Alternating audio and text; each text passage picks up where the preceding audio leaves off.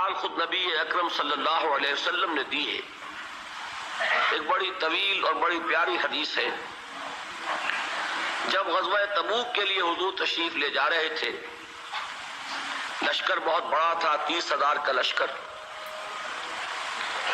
اس وقت ایک موقع ایسا آیا کہ چونکہ رات کو سفر کیا کرتے تھے، عرب میں آپ کو معلوم ہے دن میں شدید گرمی، لہذا جب طویل سفر ہوتا تھا تو زیادہ سے زیادہ کوشش ہوتی تھی کہ رات کے وقت جتنا بھی فاصلہ طے ہو جائے، پھر فجر کی نماز ادا کر کے بھی جب تک دھوپ کی تمازت نہ ہو، جتنا بھی آگے سفر طے کر لیا جائے، جب دھوپ ہو جاتی تھی تو پھر قیام۔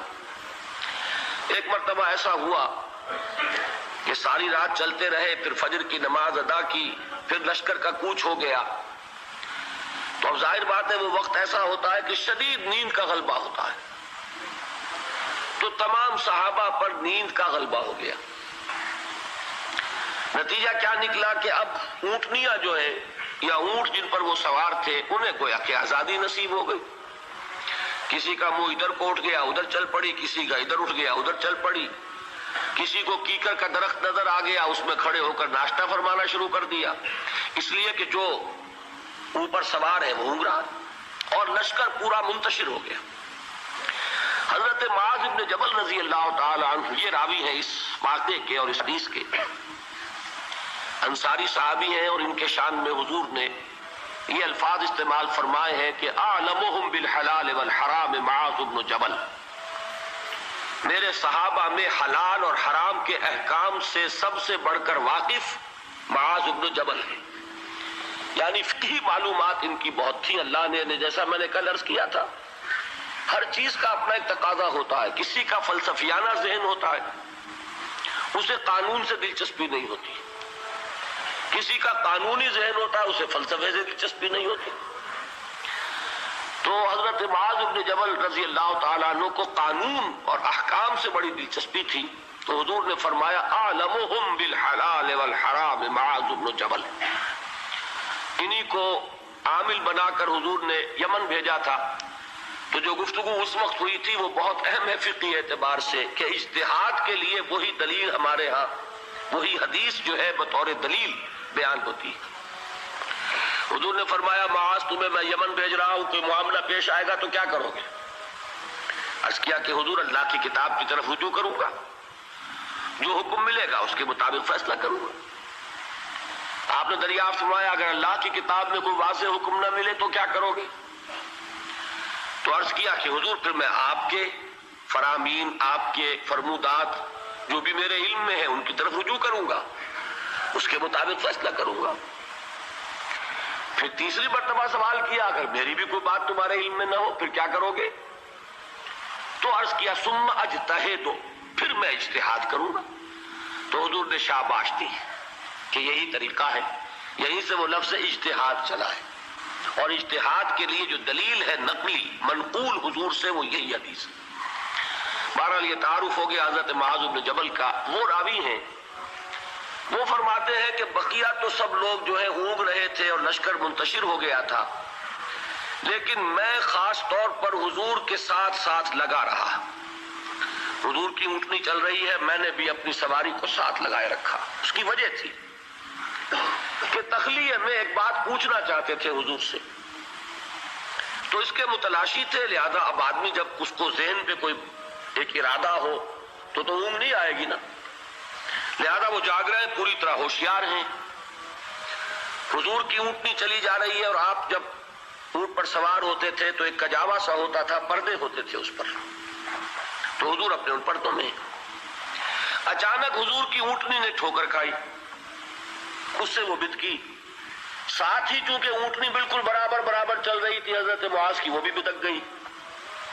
اب یہ جو ایک گڑبڑ ہوئی تو حضور نے اپنے اس ہودج کا پردہ اٹھایا اور چاروں طرف دیکھا تو نظر آیا کہ پورا لشکر منتشر ہو چکا ہے، فارمیشن نہیں ہے، اور صرف معاذ ہے قریب۔ تو آپ نے پکارا یا معاذ، اب انہیں اور کیا چاہیے تھا؟ اسی وقت کے لیے تو یہ سارا انہوں نے اہتمام کیا تھا۔ انہوں نے عرض کیا لبیک یا رسول اللہ، میں حاضر ہوں اللہ کے رسول۔ حضور نے پھر آواز دی ادنو دونک، اور قریب آ جاؤ. قریب ہوئے. ادنو دونک، اور قریب آ جاؤ. یہاں تک کہ الفاظ یہ ہیں کہ دونوں اونٹنیاں ایک دوسرے سے مس کرنے لگی، بالکل برابر برابر. حضور نے فرمایا معاذ سے رضی اللہ تعالی عنہ کہ میں نہیں سمجھتا تھا کہ لشکر اس طرح منتشر ہو گیا ہوگا اور لوگ مجھ سے اتنے فاصلے پر ہوں گے. اب اس کی جو اصل اہمیت ہے اس کو سمجھ لیجئے کہ اس طرح حضور کا تنہا چھوڑ دیا جانا یہ تو بہت خطرناک ہے. عام حالات میں بھی کوئی کمانڈر ہو، سپہ سالار ہو، وہ اس طرح اکیلا رہ جائے تو دشمن کو موقع ملے. تو حضور نے اس انداز میں فرمایا ما کنت احسب الناس کا مکانہم من بعد، میں نہیں سمجھتا تھا کہ اتنے فاصلے پر ہوں گے لوگ. تو میں عرض کیا کرتا ہوں یہ موقع ہوتا ہے اگر ہم جیسا کوئی ہوتا تو وہ اپنی خاص خدمت کا ذکر کرتا، دیکھیے حضور، اور دوسرے لوگوں کی تنقیص کرتا. لوگوں کو خیال ہی نہیں ہے، توجہ ہی نہیں کرتے، اور میں تو بالکل آپ کے ساتھ لگا ہوا ہوں. اس کے برعکس طرز عمل تھا حضرت معاذ کا. انہوں نے عرض کیا حضور لوگ رات بھر جاگتے رہے ہیں، اب نیند کا اثر ہو گیا ہے، تو فی اثر الدلجہ، اس کی وجہ سے لوگ اونگ گئے ہیں، تو اونٹنیاں جو ہے اب آزاد ہو گئی ہیں. اب اس کا جواب سنیے. حضور نے بھی کوئی تکلف فرما کر اپنے آپ کو سپر ہیومن کی حیثیت سے پیش کرنے کی کوشش کبھی نہیں کی. آپ نے فرمایا وَأَنَا كُنْتُ نَاعِسًا، ہاں میں تو خود بھی اونگ رہا تھا صلی اللہ علیہ وسلم. یعنی یہ معاملہ جو ہے انہوں نے معذرت پیش کی سب کی طرف سے، حضور نے وہ معذرت بھی قبول کی اور اتنی بڑی بات فرما دیا نا كُنْتُ نَاعِسًا، ہاں بات بالکل ٹھیک ہے، میں خود بھی اونگ رہا تھا. اب انہیں جو موقع ملا اور انہیں یہ اندازہ ہو گیا حضور مجھ سے اس وقت بہت خوش ہے کہ میں جاگ کر چوکس ہو کر پوری طرح ساتھ ساتھ چلا آ رہا ہوں. تو اب حضرت معاذ عرض کرتے اذن لی، حضور مجھے اجازت دیجئے ان اسألک عن شیء، کہ میں آپ سے ایک سوال کروں. قد امرضتنی واسقمتنی واحزنتنی، جس نے مجھے نہایت دلگیر کر دیا ہے، غمگین کر دیا ہے، نہایت مجھے مریض کر دیا ہے. یعنی ایک ایسی دھن مجھ پر سوار ہے، میں سوچ سوچ کر بیمار ہو گیا ہوں. حضور نے فرمایا سل ما شئت، بڑا پیارا انداز ہے یہ. جیسے کبھی آپ بادشاہوں کی کہانیوں میں سنتے ہوں گے، پڑھتے ہوں گے، بادشاہ راضی ہو گیا مانگو کیا مانگتے ہو. تو یہاں تھوڑا سا اس کا انداز ہے سل ما شئت، جو پوچھنا چاہو پوچھو، کھلی چھوٹ ہے. اس وقت ظاہر بات ہے تخلیہ بھی ہے اور حضور کا خاص اس وقت التفات ہے. تو انہوں نے سوال کیا، یہ ہے اصل میں میرے اور آپ کے سوچنے کی بات. صحابی ہیں، صحابہ میں اس درجے کے حامل ہیں کہ حضور نے سپرلیٹو ڈگری استعمال کی ہے خاص اعتبار سے. افعل التفضیل اعلمهم بالحلال والحرام معاذ بن جبل، صحابہ میں حلال اور حرام کے سب سے زیادہ جاننے والے معاذ بن جبل ہیں. حضور کے نکاحوں میں ان کا وہ مقام ہے کہ یمن کا گورنر بنا کر بھیجا ہے، لیکن انہیں کیا فکر دامنگیر ہے. عرض کرتے ہیں حضور مجھے وہ بات بتا دیجئے، حدثنی بشیء یدخلنی الجنہ ویباعدنی عن النار. حضور مجھے وہ ایک بات بتا دیجئے جو مجھے جنت میں داخل کرا دے، جہنم سے چھٹکارا دلا دے. یہ ہے وہ راہ نجات موضوع جس پر یہ ساری گفتگو ہو رہی ہے. اس کی اہمیت کیا ہے؟ انہوں نے یہ نہیں سمجھا کہ ہمارے لیے تو نجات ٹیکن فار گرانٹیڈ ہے، ہمارے لیے تو جنت میں سیٹ ریزرو ہے، ہم محمد کے صحابی ہیں صلی اللہ علیہ وسلم، ہمارے لیے کیا سوال. محاسبہ ہوگا اوروں کا ہوگا، جزا سزا ہوگی اوروں کو ہوگی.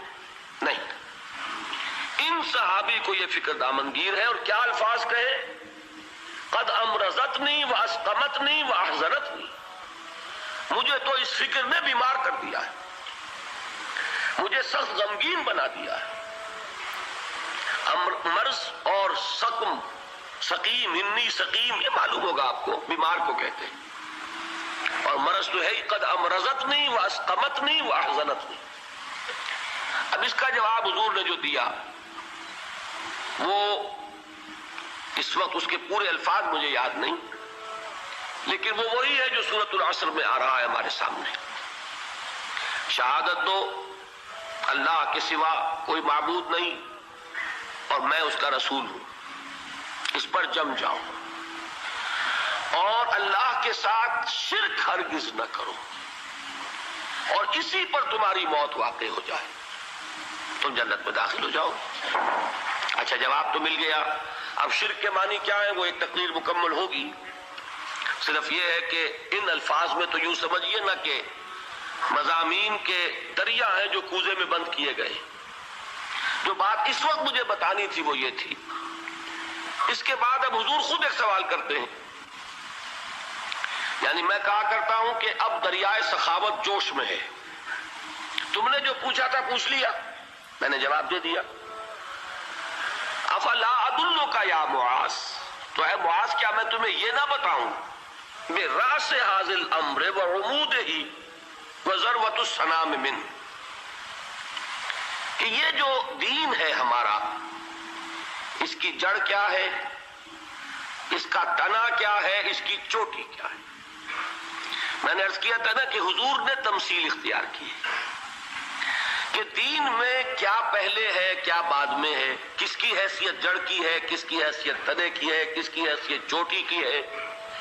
جب تک کہ اس کا فہم حاصل نہیں ہوگا، ہو سکتا ہے کہ بنیادی باتیں آپ نظر انداز کر رہے ہوں اور ثانوی اور غیر اہم باتوں کو آپ بڑی مضبوطی سے تھام کر بیٹھے ہوئے ہوں۔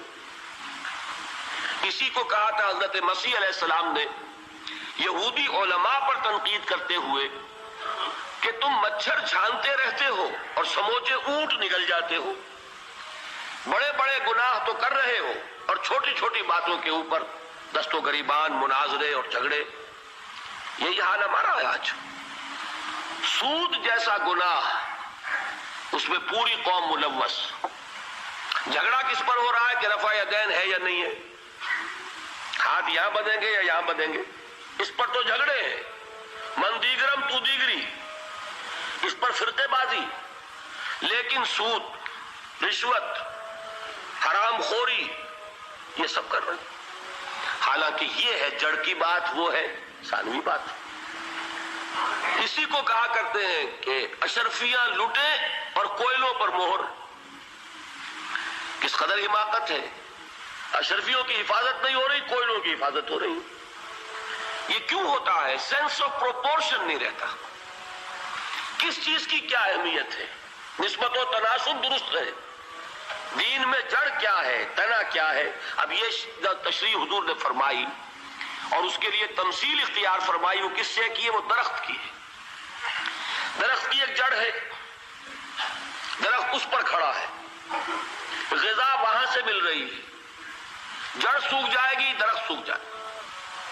پھر تنا ہے، پھر اس کے اوپر چوٹی ہے۔ درخت جو آپ لگاتے ہیں، فرض کیجئے آم کا درخت لگایا تو کیا جڑ کے لیے لگایا یا تنے کے لیے لگایا؟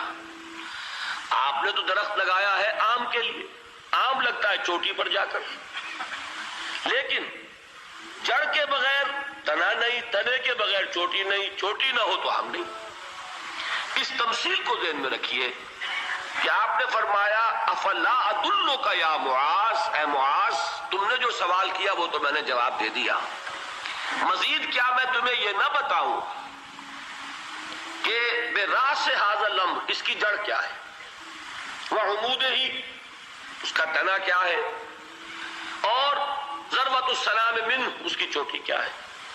حضرت معاذ کو کیا کہنا تھا اس کے جواب میں؟ بِأَبِي أَنْتَ وَأُمِّي یا رسول اللہ فَقُلْنِي، حضور مجھ پر، آپ پر میرے ماں باپ قربان ہو، ضرور فرمائیے، اور کیا چاہیے؟ اب آپ نے فرمایا راس ھذا الامر شہادت ان لا الہ الا اللہ محمد رسول اللہ، کلمہ شہادت اس کی جڑ ہے۔ وعمودہ، اور اس کا تنا کیا ہے؟ اقام الصلاۃ وایتاء الزکاۃ، نماز کا قائم کرنا، زکوٰۃ کا ادا کرنا۔ اور اس کی چوٹی کیا ہے؟ وذروۃ السنام منہ الجہاد الجہاد فی سبیل اللہ.